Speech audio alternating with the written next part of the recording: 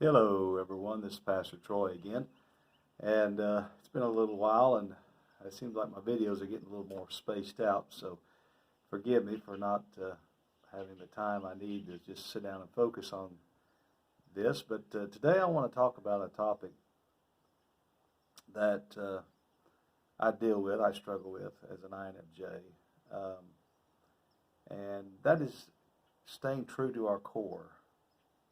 Um, because and I say this not because I necessarily struggle with having a core. I do have a core of values and principles and things that guide me, but there's an aspect to us that is conflicting.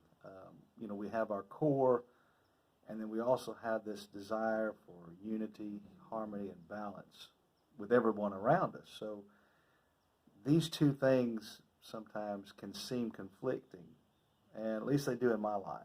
They seem to conflict at times. And, ultimately, one or the other is going to win out.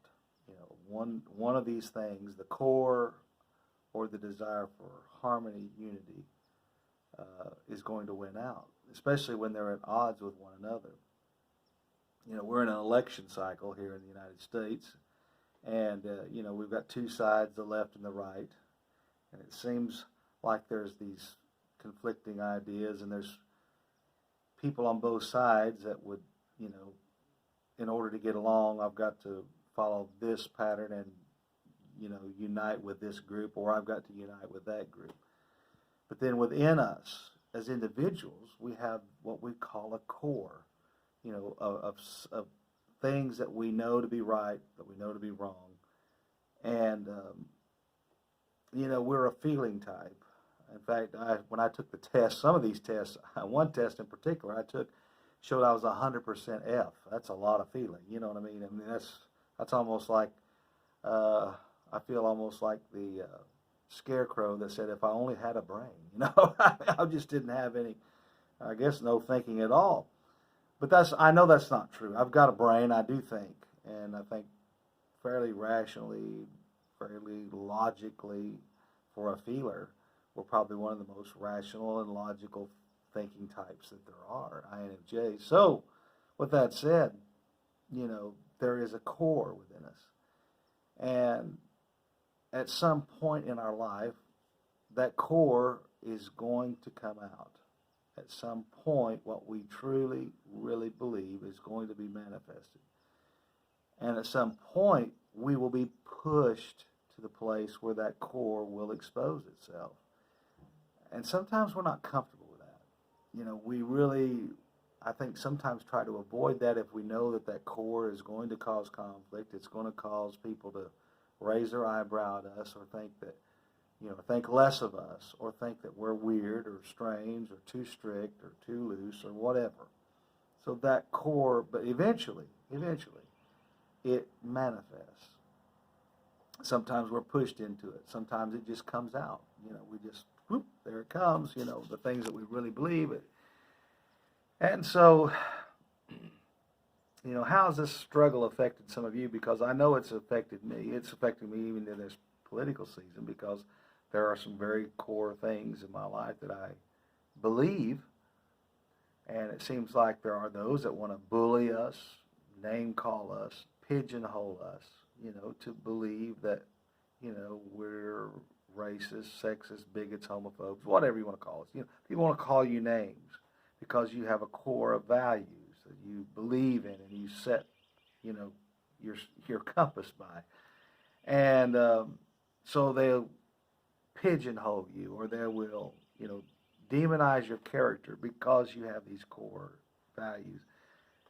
Sometimes we will go along with the crowd. It's kind of what we call the bandwagon effect. We'll just get on the bandwagon, go along, and we turn our brain off and use only our emotions and follow the heat of the moment because our emotions dictate us rather than that core that's down inside of us.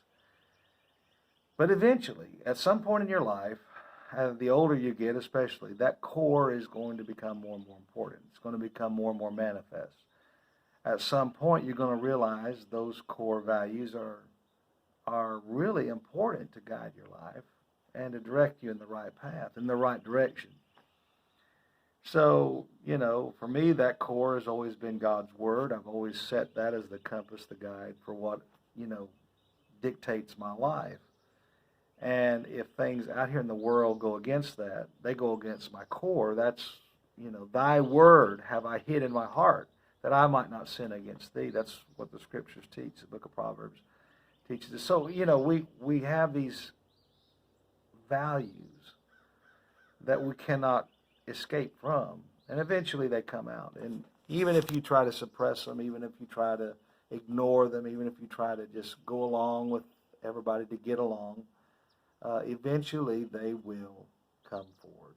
And you will have to make a decision. Do I go with the flow or do I stay with the core? I made that decision a few videos ago when I talked about demisexualism because, and I knew, my intuition told me you're not going to be well liked. And if you go to the video and look at the thumbs down, there's plenty of people that did not like that video. And I didn't do a very good job on it, and I apologize. I bumbled some things and got some things mixed up, but I did my best. So I just left it as is. But I'm just saying that to say this. I stayed true to my core. I was honest with who I really am and what I really think and how I really believe. I wasn't going to be pushed into group think because the group thinks like this, it must be so, or it has to be so for you. I'm just telling you, for me, it wasn't so. Okay, but I won't, and it would be easier for me to go along with everybody else and say, oh yeah, that's what I am too. See what I'm saying? But in my heart, in my being, I know the truth. And so there's no need to suppress the truth. It is what it is. And so whether I'm liked or hated doesn't really matter. I'm going to stay true to my core. So, is this something some of you struggle with? Because I know, and I'm a little older than some of you younger INFJs, and I know that the older you get, the more important that core is going to become.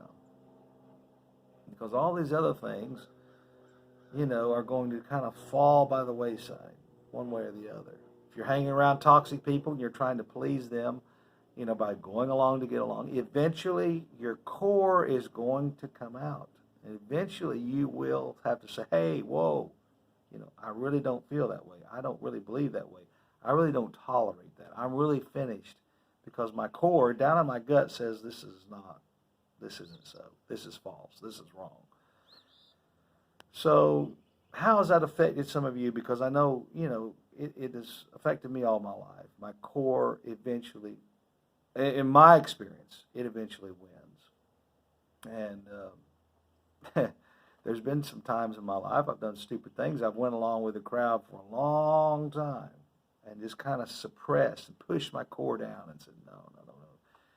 But it's just like eventually the pressure builds and it builds and it builds and it builds. And finally it just, here it comes.